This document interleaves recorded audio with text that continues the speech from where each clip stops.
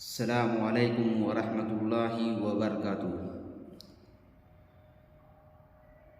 الحمد للہ نحمده ونستعینه ونستغفره ونعوذ باللہ من شرور انفسنا ومن سیئات اعمالنا من يهده الله فلا مضل له ومن يضلله فلا هادي له وأشهد أن لا إله إلا الله وأشهد أن محمدًا عبده ورسوله أما بعد فإن خير الحديث كتاب الله وخير الهدي هدي محمد صلى الله عليه وسلم وشر الأمور محدثاتها وكل محدثة بدعة وكل بدعة ضلالة وكل ضلالة في النار۔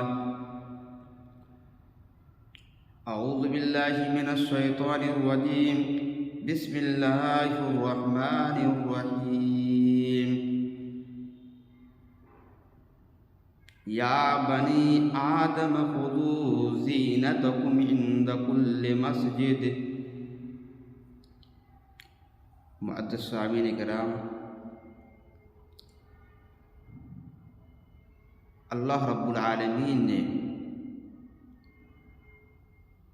اس کائنات کے اندر اپنی بے شمار مخلوقات کو پیدا فرمایا۔ میرے اسلامی بھائیوں، انہی مخلوقات میں سے سب سے افضل اور سب سے بہتر اگر کوئی مخلوق ہے تو وہ انسانی مخلوق ہے۔ تو ہم انسان جب دنیاوی زندگی بسر کرتے ہیں تو ہر انسان کی بہت ساری خواہشیں رہتی ہیں، اور انہی خواہشوں میں سے سب سے بڑی خواہش یہ ہوتی ہے کہ اللہ تبارک و تعالیٰ مجھ کو اتنا زیادہ مال و دولت دے دے تاکہ اس مال کے ذریعے سے میں ایک عمدہ مکان بنا لوں، ایک عالیشان گھر بنا دوں، اور ایک بہترین بنگلہ بنا لوں۔ یعنی طرح طرح کی سوچ رہتی ہے۔ میرے اسلامی بھائیوں، اگرچہ ہم بہترین سے بہترین گھر کیوں نہ بنا لیں، لیکن اللہ کی نگاہ میں وہ گھر معزز اور محترم نہیں رہے گا۔ اگر اللہ کی نظر میں کوئی گھر معزز ہے، مقدس ہے، عظمت والا ہے، تو وہ گھر اللہ کا گھر ہے، مسجد ہے، اللہ کا گھر ہے۔ میرے اسلامی بھائیوں، مسجد یہ اللہ کا گھر بھی ہے، جنت کا باغ بھی ہے، اور اسلام کا شعار بھی ہے، اور مذہب اسلام کا قلعہ بھی ہے، اور یہی نہیں روئے زمین کی سب سے افضل اور مقدس ترین جگہ بھی ہے۔ اور یہ مسجد بنانا یہ انبیاء کرام کا سیوا رہا ہے، انبیاء کرام کا کام رہا ہے۔ جب ہم تاریخ کی کتابوں کا جائزہ لیں گے، پڑھیں گے، تو ہمیں یہ بات معلوم ہو جائے گی کہ نبی صلی اللہ علیہ وسلم کی بعثت سے پہلے جو نبی اس دنیا کے اندر تشریف لائے تھے، ان انبیاء کرام نے بھی اللہ رب العالمین کا گھر بنایا تھا، مسجدیں تعمیر کی تھی۔ سلیمان علیہ السلام نے بیت المقدس کی تعمیر کی، اس کی بنیاد کو ڈالا۔ اور یہی نہیں، حضرت ابراہیم علیہ السلام اور حضرت اسماعیل علیہ السلام نے بھی اللہ رب العالمین کا گھر بنایا تھا، جس کا نقشہ خود اللہ رب العالمین نے قرآن مجید کے اندر خود بیان فرمایا ہے۔ وَإِذْ يَرْفَعُ إِبْرَاهِيمُ الْقَوَاعِدَ مِنَ الْبَيْتِ وَإِسْمَاعِيلُ رَبَّنَا تَقَبَّلْ مِنَّا إِنَّكَ أَنْتَ السَّمِيعُ الْعَلِيمُ۔ اے لوگو، یاد کرو اس وقت کو جب ابراہیم علیہ السلام اور اسماعیل علیہ السلام یہ دونوں نبی اللہ رب العالمین کے لیے گھر بنا رہے تھے، خانہ کعبہ کی بنیاد رکھ رہے تھے۔ اس وقت ابراہیم علیہ السلام اور اسماعیل علیہ السلام اپنے رب سے یہ دعا کر رہے تھے، ربنا تقبل منا انک انت السمیع العلیم۔ اے میرے رب، تو ہماری جانب سے اس کار خیر کو، اس معمولی کام کو جو ہم اپنے ہاتھ سے انجام دے رہے ہیں، اے اللہ تو اس کو قبول کر لے۔ ذرا غور کیجئے کہ ابراہیم علیہ السلام اور اسماعیل علیہ السلام نے جب خانہ کعبہ کی بنیاد رکھی تھی، اس وقت اللہ رب العالمین سے یہی دعا کیا تھا کہ اے اللہ تو دعا کو قبول کر لے، تو میری اس کار خیر کو قبول فرما لے۔ تو معلوم ہوا کہ ابراہیم علیہ السلام نے بھی، اسماعیل علیہ السلام نے بھی اللہ رب العالمین کے لیے گھر بنایا تھا۔ میرے اسلامی بھائیوں، نبی صلی اللہ علیہ وسلم اپنی مکی زندگی مکہ کے اندر گزار رہے تھے، لیکن کفار و مشرکین کی طرف سے طرح طرح سے اذیتیں پہنچائی جا رہی تھی، طرح طرح سے نبی صلی اللہ علیہ وسلم کے اوپر اور نبی صلی اللہ علیہ وسلم کی قوم کے اوپر طرح طرح سے ظلم ڈھایا جا رہا تھا۔ بہرحال نبی صلی اللہ علیہ وسلم ان تمام ظلم کو سہتے رہے، ان مصیبتوں کو سہتے رہے۔ بالآخر اللہ رب العالمین کی جانب سے حکم ہوتا ہے کہ اے میرے نبی آپ ہجرت کر جائیے، آپ مکہ چھوڑ کر مدینہ تشریف لے جائیے، آپ ہجرت کر جائیے۔ بالآخر اللہ رب العالمین کا حکم ہوتا ہے، نبی صلی اللہ علیہ وسلم اپنا سفر جاری فرما دیتے ہیں۔ نبی صلی اللہ علیہ وسلم اپنے رفیق دوست حضرت ابوبکر صدیق رضی اللہ عنہ کے ساتھ آپ ہجرت کے لیے نکل جاتے ہیں، اور نبی صلی اللہ علیہ وسلم اپنا سفر جاری فرما دیتے ہیں۔ جب نبی صلی اللہ علیہ وسلم مدینہ منورہ کے تھوڑا قریب پہنچتے ہیں، ایک جگہ پر ٹھہرتے ہیں، تقریباً 5 کلومیٹر دوری پر نبی صلی اللہ علیہ وسلم وہاں پر قیام کرتے ہیں، اور اس قیام کے ذریعے، اس قیام کے اندر نبی صلی اللہ علیہ وسلم اس وادی کے اندر، اس میدانی سرزمین کے اندر نبی صلی اللہ علیہ وسلم ایک مسجد کی بنیاد رکھتے ہیں۔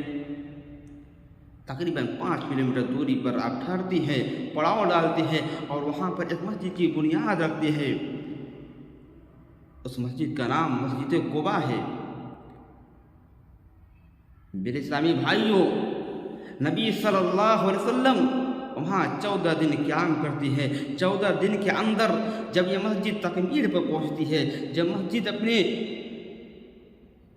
مکمل ہو جاتی ہے، پھر نبی صلی اللہ علیہ وسلم اپنا سفر آگے جاری کر دیتے ہیں، اور نبی صلی اللہ علیہ وسلم جیسے ہی مدینہ منورہ کے اندر داخل ہوتے ہیں، نبی صلی اللہ علیہ وسلم کو سب سے پہلے جس چیز کی فکر ہوتی ہے وہ یہی فکر ہوتی ہے کہ یہاں اسلام کا کوئی مرکز ہونا چاہیے۔ بہرحال نبی صلی اللہ علیہ وسلم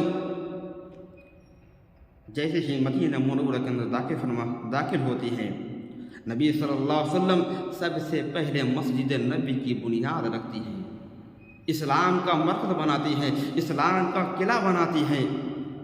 تو میرے اسلامی بھائیوں، یہ بات معلوم ہوئی کہ مسجد بنانا، اللہ کا گھر بنانا، یہ بہت بڑا کام ہے، انبیاء کرام کا کام رہا ہے، نبیوں کا کام رہا ہے۔ خود نبی صلی اللہ علیہ وسلم نے بھی مسجد تعمیر کی۔ میرے اسلامی بھائیوں، مسجد اللہ کی نظر میں بہت ہی مقدس ترین جگہ ہے۔ میرے اسلامی بھائیوں، مساجد کی اہمیت اور اس کی عظمت کا اندازہ اس بات سے لگا سکتے ہیں کہ اللہ رب العالمین نے مساجد کی نسبت خود اپنی جانب کی ہے۔ اللہ تعالیٰ فرماتا ہے، انما یعمر مساجد اللہ من آمن باللہ والیوم الآخر، بے شک اللہ کے گھر کو، مساجد کو وہی لوگ آباد کرتے ہیں جو قیامت کے دن پر ایمان رکھتے ہیں، جو اللہ پر ایمان رکھتے ہیں، قیامت کے دن پر ایمان رکھتے ہیں۔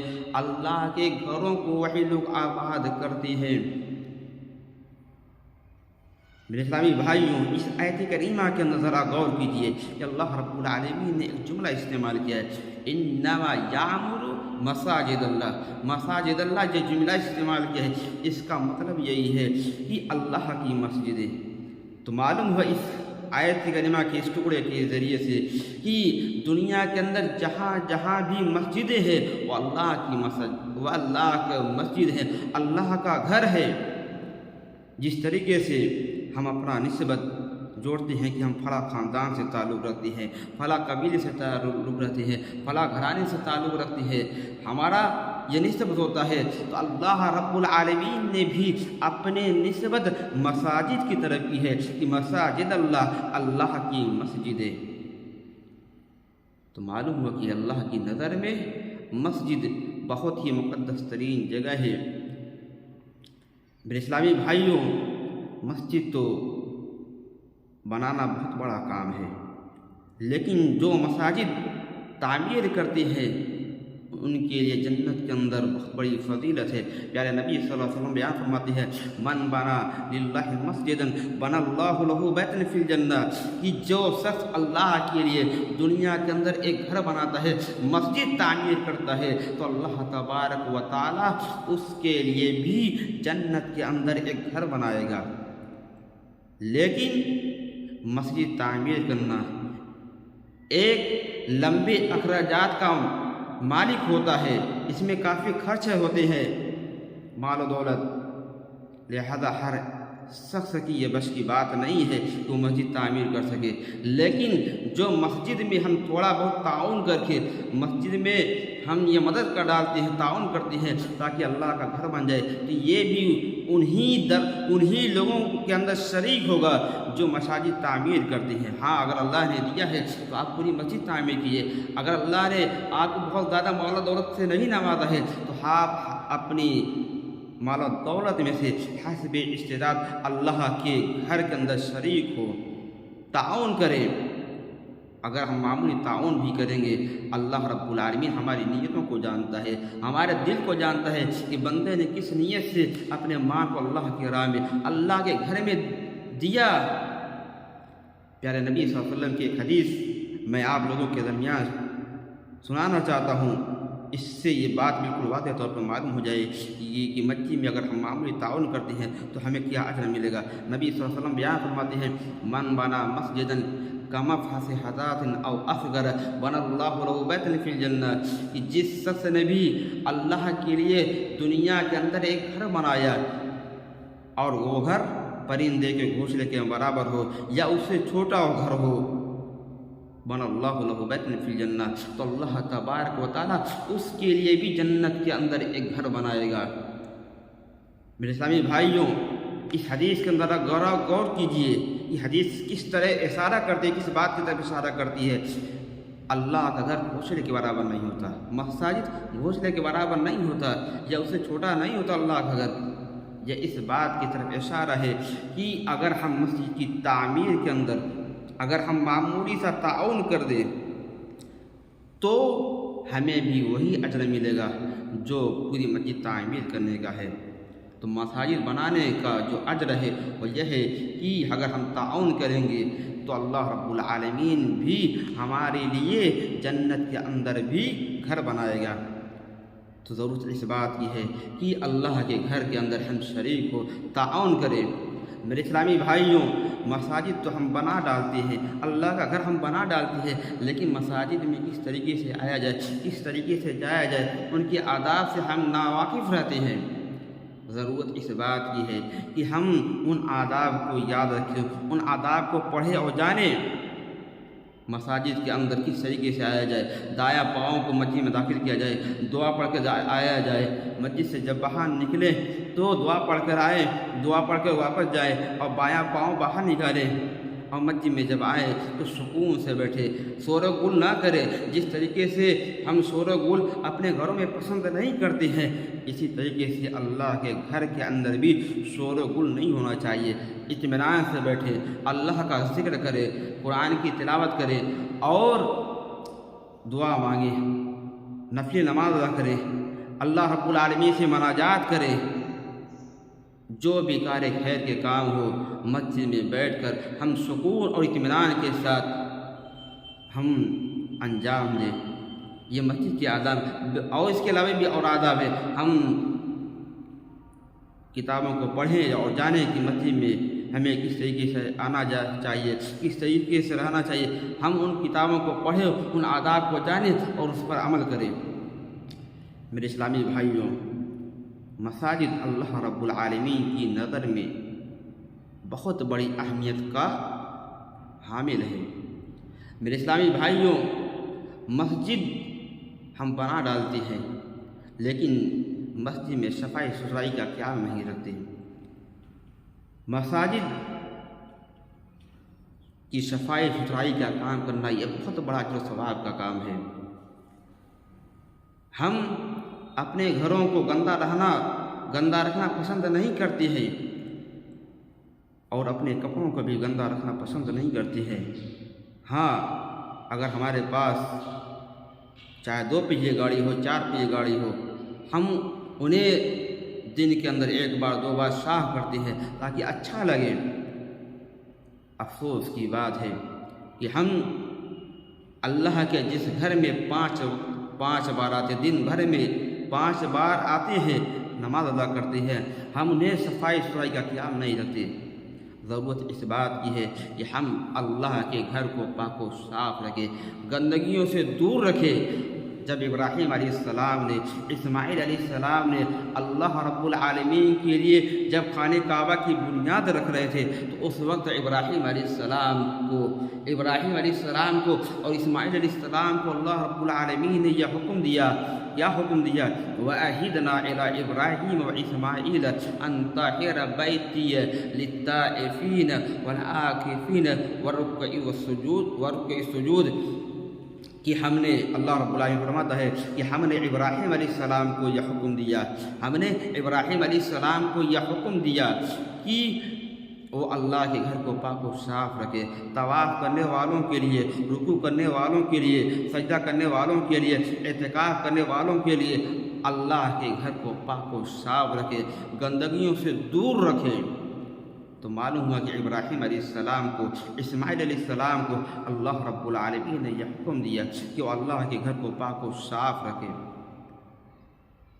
یہی نہیں، پیارے نبی صلی اللہ علیہ وسلم نے اپنی زوج محترمہ اما عائشہ صدیقہ رضی اللہ عنہا کو بھی یہ حکم دیا کہ اے عائشہ، تم محلوں کے اندر، قبیلوں کے اندر جہاں آبادی ہے وہاں پر اللہ کا گھر تعمیر کرو، وَأَن تُنَظَّفَ وَأَن تُطَيَّبَ، اور اے عائشہ اللہ کے گھر کو پاک و صاف بھی رکھو، اور عائشہ اور اللہ کے گھر کو خوشبوؤں سے معطر رکھو۔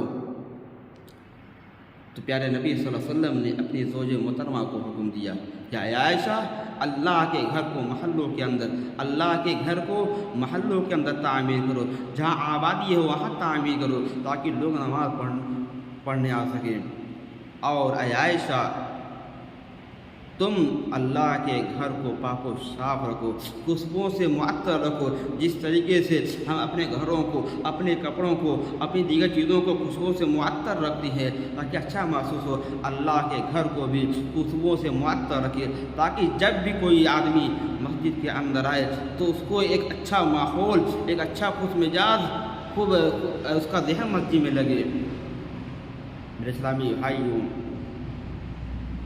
نبی نے صرف حکم ہی نہیں لگایا کہ اے عائشہ، اے میرے صحابہ کرام، مسجد کو صاف و ستھرا رکھو، نبی نے حکم نہیں لگایا بلکہ نبی نے خود مسجد کی صفائی کر کے بھی دکھلائی ہے۔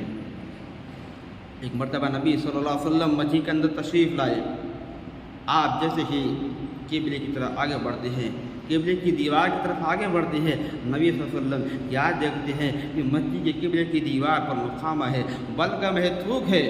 نبی صلی اللہ علیہ وسلم نبی صلی اللہ علیہ وسلم کو سخت ناگوار گزری کہ اللہ کا گھر ہے اور یہاں تھوک ہے، قبلے کی دیوار پر بلغم ہے۔ نبی صلی اللہ علیہ وسلم بہت سخت، آپ کو بہت زیادہ ناگوار گزری۔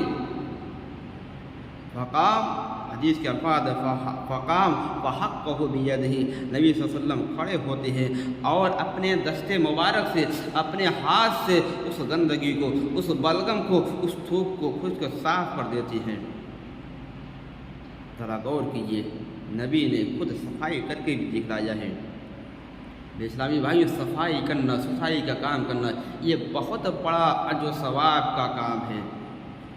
یہی نہیں، نبی صلی اللہ علیہ وسلم کے زمانے کے اندر کالے رنگ کا ایک مرد یا کالے رنگ کی ایک عورت، زیادہ مشہور ہے کہ وہ کالے رنگ کی عورت تھی، جو مسجد میں صفائی ستھرائی کا کام کیا کرتی تھی، جھاڑو دیا کیا کرتی تھی۔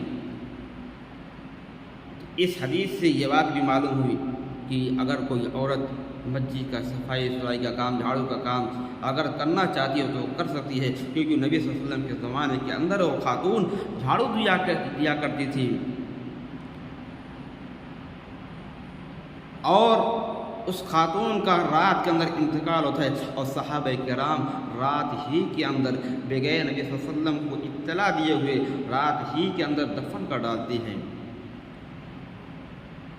چند دن بعد نبی صلی اللہ علیہ وسلم اپنے صحابہ کرام سے دریافت کرتے ہیں کہ اے میرے صحابہ کرام، وہ خاتون تو نظر نہیں آ رہی ہے جو مسجد میں جھاڑو دیا کرتی تھی۔ تو صحابہ کرام نے کہا کہ اے اللہ کے رسول، اس خاتون کا تو انتقال ہو گیا ہے اور رات ہی کے اندر ہم نے اس کو دفن کر ڈالا ہے۔ نبی صلی اللہ علیہ وسلم نے کہا اے میرے صحابہ کرام، تم نے مجھے بتلایا کیوں نہیں؟ بہرحال نبی صلی اللہ علیہ وسلم اپنے صحابہ کرام سے پوچھتے ہیں کہ اے میرے صحابہ کرام، تم مجھے یہ بتلاؤ کہ اس خاتون کی قبر کہاں ہے؟ نبی صلی اللہ علیہ وسلم اس خاتون کی قبر پر پہنچتے ہیں اور نماز جنازہ غائبانہ ادا کرتے ہیں۔ ذرا غور کیجیے کہ اس خاتون کے علاوہ نبی صلی اللہ علیہ وسلم نے کسی اور خاتون کی قبر پر اس طریقے سے گئے ہو اور نماز جنازہ غائبانہ ادا کیا ہو، صرف اس خاتون کے کہ نبی خود گئے اور نماز جنازہ غائبانہ ادا کیا، اور صرف جنازہ غائبانہ ادا ہی نہیں کیا بلکہ آپ نے یہ بھی کہا کہ اے لوگوں، یہاں پر جتنی قبریں ہیں، یہاں پر جتنی قبریں ہیں، یہ تمام قبریں تارکیوں سے بھری ہوئی تھی۔ جب میں نے اس خاتون کی نماز جنازہ غائبانہ ادا کی تو اللہ رب العالمین نے ان تمام قبر والوں کو روشن کر دیا۔ میرے اسلامی بھائیوں، کتنا عظیم کام ہے، کتنی بہترین کام ہے۔ گاؤں محلے کی مسجد یا گاؤں محلے کی ذمہ داری ہوتی ہے کہ وہ اپنے محلے کی مسجد کو صاف ستھرا رکھے، اور جب ہم اپنے محلوں کی مسجدوں کو صاف ستھرا رکھیں گے تو باہر ہی کوئی آدمی آئے گا تو بڑا تعریف کرے گا کہ فلاں جگہ کی، فلاں علاقے کی مسجد بہت صاف ستھری رہتی ہے۔ اور اگر ہمارے علاقے کی مسجدیں گندی